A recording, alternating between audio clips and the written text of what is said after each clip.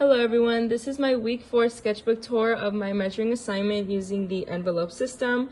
The first two are the square and the vase. For the most part, these were easy just because I had the video reference to follow along, but overall I made sure to take my time on really getting to understand the envelope system concept, plus using the ratios as accurately as needed.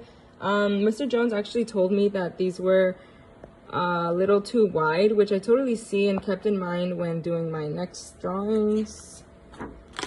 The next two are the teapot and bowl of apples, as well as the last two. This teapot was pretty easy due to having a video reference to follow along.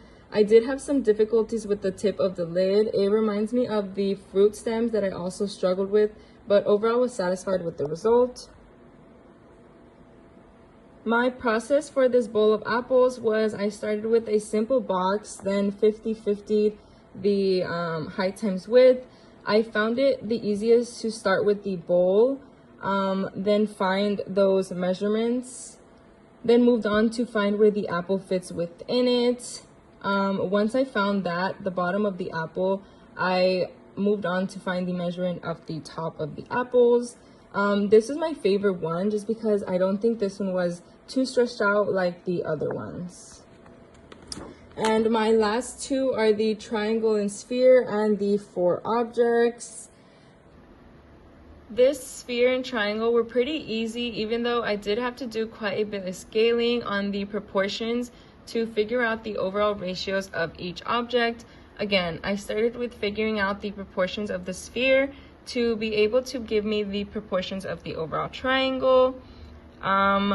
I actually did start with the square, then split it in half horizontally, and then I decided that the circle was at a 60-40 relationship to the triangle in width, and then from there was able to map out the rest.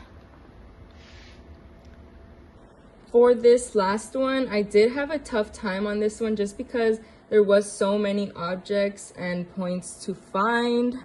I started off with the square, then since it was the most centered, it's 60-40 as you can tell, and then was easily able to find the proportions of the cylinder over here.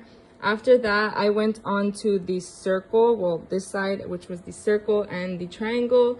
After that, which were actually pretty tricky just because I think I did do the rectangle too big in both height times width.